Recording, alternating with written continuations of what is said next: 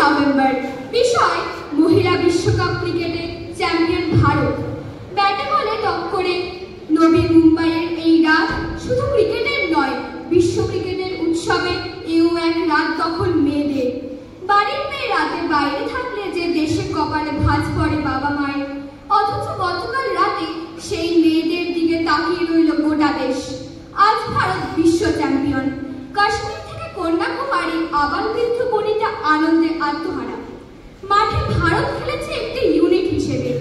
যাদের উপর বিশ্বাস ছিল বড় ইনিংস খেলতে পারেন, সেই জেমাইমা, স্মৃতি বা অধিনায়ক হরমনপ্রীত প্রত্যাশা পূরণে তেমন সফল না হলেও আসল দিনে খেলে দিলেন শেফালি।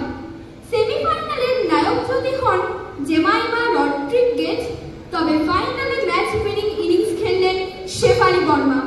একটা রাজ্য যেখানে পর্দা দেওয়ার অপরাধে প্রতিদিন 4টি মেয়েকে পুড়ে মরতে হয়, সেখানে মেয়েদের ক্রিকেট খেলার ইচ্ছা বিলাসিতা মাত্র। তার উপর মেয়েদের ক্রিকেট খেলা শেখানোর কোনো জায়গা নেই সেখানে। অগত্যা ছোট চুলে ছেলে সেজে ক্রিকেট শেখা। বাবা বারণ করেছিলেন, ভয় ছিল যদি মেয়ে ধরা পড়ে যায়। জায়গাটা হরিয়ানার রোহতাক। কিন্তু এই মেয়েকে আটকাবে কে, যেখানে সচিন তেন্ডুলকর তার শিরায় ভরে দিয়েছেন ক্রিকেটের রক্ত। ভারতের সর্বকনিষ্ঠ ক্রিকেটার হিসেবে 15 বছরের প্রথম ম্যাচ, তারপরে লড়াই, ক্যারিয়ারের ওঠা নামা। এই বিশ্বকাপেও পরিবর্তন প্লেয়ার হিসেবেই এসেছিলেন।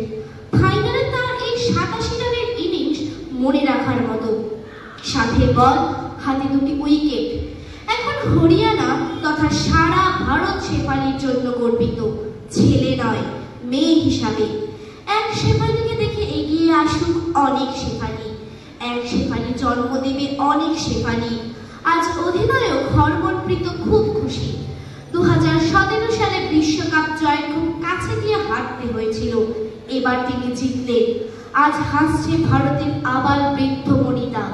অভিনন্দন ভারতীয় দলকে, তারা দেশকে বিশ্বকাপ এনে দিয়েছে। চান্দে ইন্ডিয়া।